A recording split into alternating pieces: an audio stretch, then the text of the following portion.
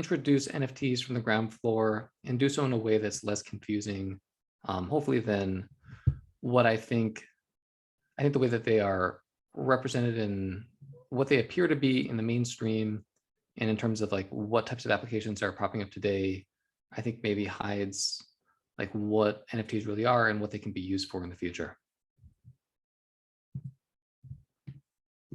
So I guess the real question is, why did someone buy this JPEG for $11.7 million? This is CryptoPunk 7523, I think, something like that. And it was sold in June of 2021 for $11.7 million. And CryptoPunks are regularly trading for 7-figure numbers. And the question is why? Because as you can see, nothing about that ownership stops me from including a copy of this JPEG in a presentation like this. I don't necessarily have an answer for you, but I think that we could start the conversation with just a question, answering a simple question: what are NFTs? We know that they're non-fungible tokens. Everyone has heard that by now, but what does that actually mean? I think, and I'll keep this short, it's important just to remember what a token is, since that can be lost a little bit, I think, in the blockchain world. A token is just an object that represents something else, such as another object. It can be physical, it can be virtual, it can even be an abstract concept. But in terms of blockchain, we're typically talking about either representations of physical or virtual assets. We know that NFTs are non-fungible. So what does it mean to be fungible? And I'll keep this short because I think that most people have heard this by now. But basically, fungibility means that a good or a commodity has individual units which are interchangeable and indistinguishable from one another. So grains of corn are a great example. And something like USD, while it's not perfectly non-fungible, my $20 bill is pretty much exchangeable for your $20 bill or your two $10 bills. And so assets that look like that are considered fungible, and just about everything else is non-fungible. So NFTs really are the vast majority of goods and assets in the world fall into that non-fungibility category. So again, NFTs are representations of things which are not essentially interchangeable or subdividable. So a representation of the Mona Lisa, for example, would not be interchangeable or subdividable. Half of the Mona Lisa is worth quite a bit less than the entire Mona Lisa. And we cannot swap the Mona Lisa for another painting, nor would you want to swap the certificate of ownership, for example, of the Mona Lisa for the certificate of ownership for some other painting. Paintings are not fungible. So NFTs in real life, it's already a very common concept. We just don't normally call it an NFT.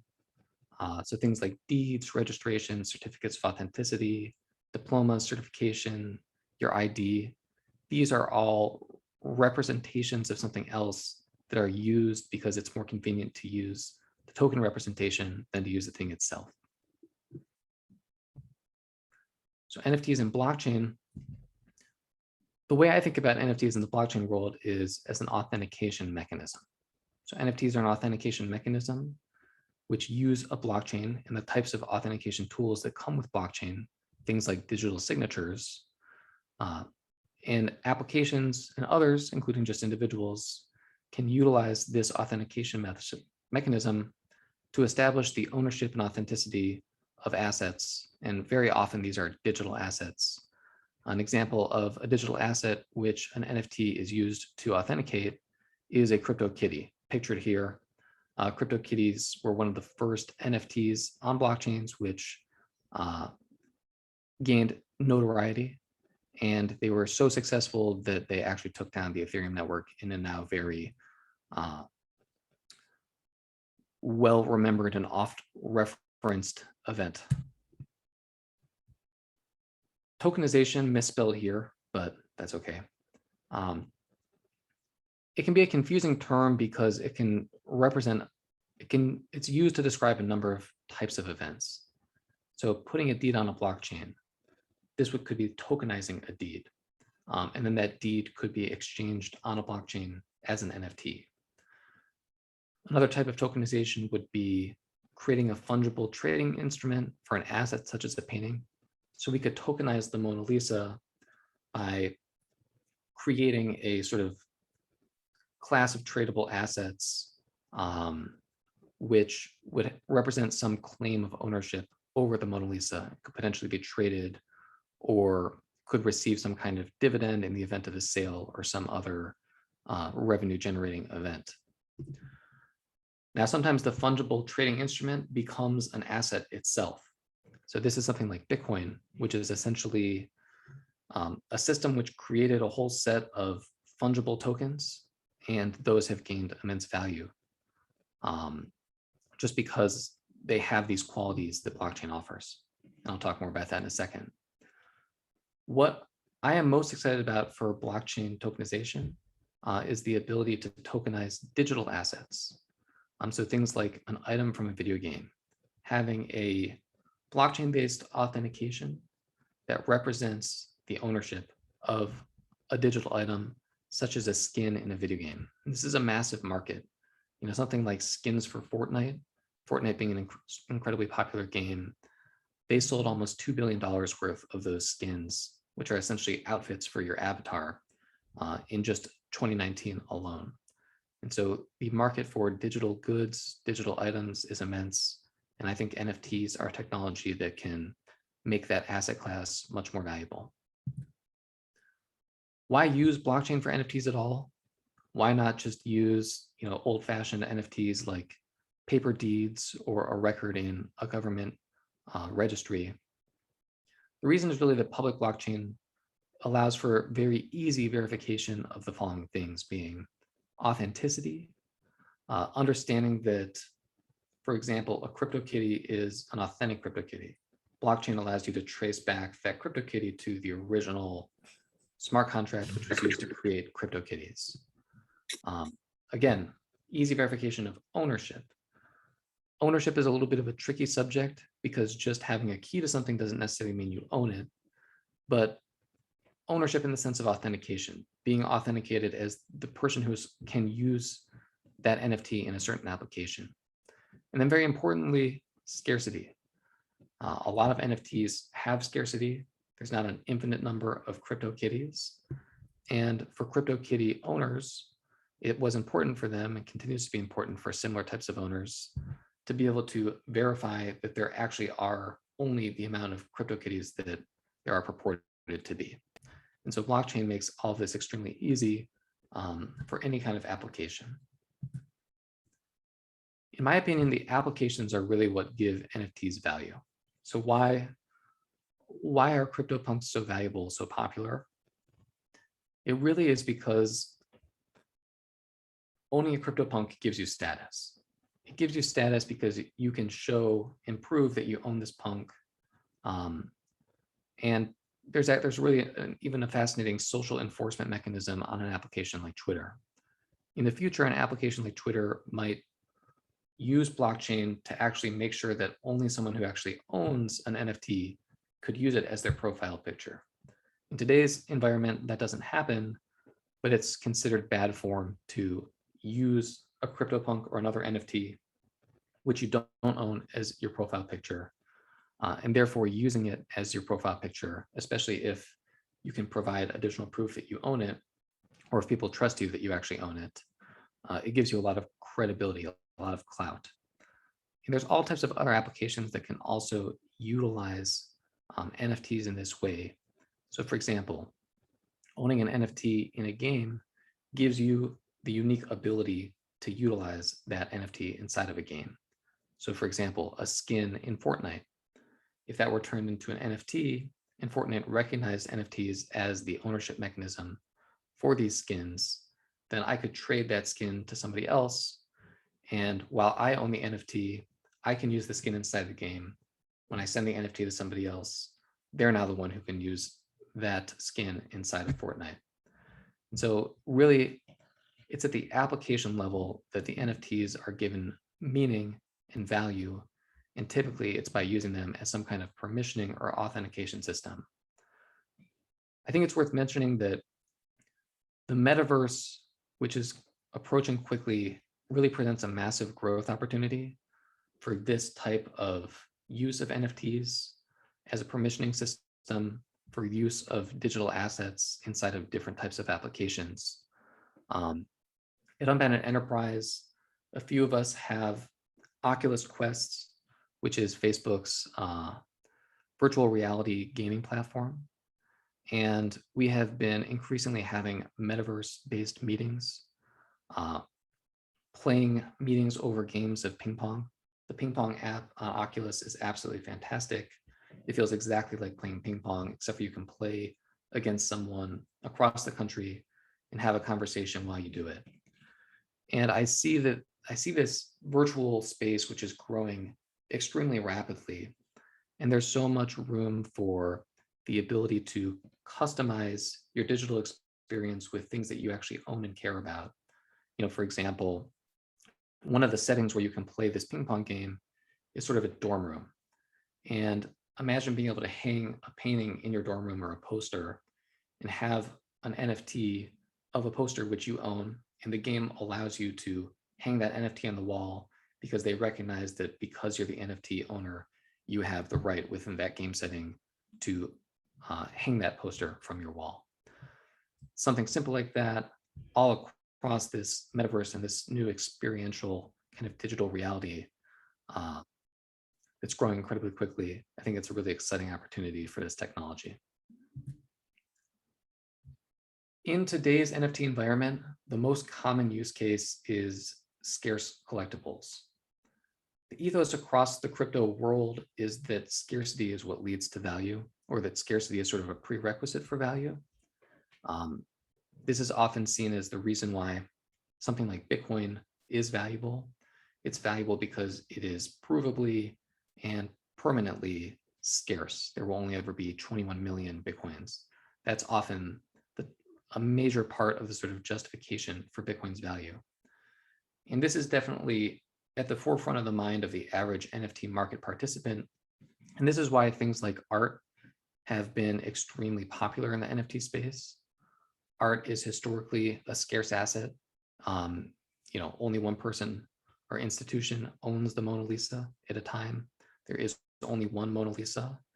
And so the ability to sort of replicate that type of experience in the digital space has led to a real proliferation in the demand for and the creation of digital art. Another interesting example of NFTs of scarce collectibles is play-to-earn games. So pictured here on the slide are two axes from the game Axie Infinity. And these axes are basically digital creatures that you can use to battle inside of this game. And people are basically speculating on these assets because the total number of axes is kind of bounded by a certain growth curve based on the ability to breed them together. And so there's a speculation happening basically that this is a game that's going to be increasingly popular. People are going to want to buy these axes to be able to be more competitive in the game. And the axes can only grow in supply at so fast of a rate. And therefore, the demand for these axes is going to continue to rise the price. I don't necessarily think that that will work out long term, but they have made an incredible amount of money in a short amount of time. They brought in close to $2 billion just in the last few months, with their average user spending about $1,300 in the game, in large part because getting started cost over $1,000. Collectibles in general are seeing a lot of interest, not just from blockchain folks, but increasingly enterprises, other types of brands, startups are looking for ways of integrating NFT collectibles. And I think that there is a potential for, let's call it fallacy of composition downside. The fallacy of composition basically being the idea that if you're the only person to stand up at a baseball game, you can see better, but if everybody stands up, then no one sees better. I think something similar could play out in the NFT space, where when just a few people are creating collectibles out of nowhere, they're cool and they're exciting, But if everyone starts doing it, then I think there's the risk that these types of collectibles sort of broadly lose their appeal. So at Unbounded Enterprise and at Unbounded Capital, we believe that scalable NFTs, and keep in mind that NFTs on a platform like Ethereum, they cost very often in the double digits, like $25 or so to mint. Occasionally they can cost far, far more. And so they're really more tailored towards that scarce collectible use case. We believe that scalable NFTs have lots of other uses. One of these is to tokenize the real world. What I described earlier with taking deeds, certifications, certificates of authenticity, all these types of assets, and putting them into a digital system where that authenticity of those types of things is extremely easy to verify. I think that's a massive opportunity for NFTs. Similarly, things like tickets, which are themselves sort of an NFT, and also taking this collectibles mindset, this desire to create collectibles which people buy and speculate on. I think it leads to really the issuance of mementos. So you could imagine, like, you buy a ticket to go to an NFL game and you get a digital bobblehead as an NFT for free. And this is something that maybe will take on value in the long term the way a bobblehead today might, but most likely it doesn't. It's just for fun. And I think that that's a really great application of NFTs. Items for games we've already alluded to. This is an absolutely massive market. And I think that NFTs can help make these items for games more portable, more liquid, which opens up a lot of opportunities for interoperability between games.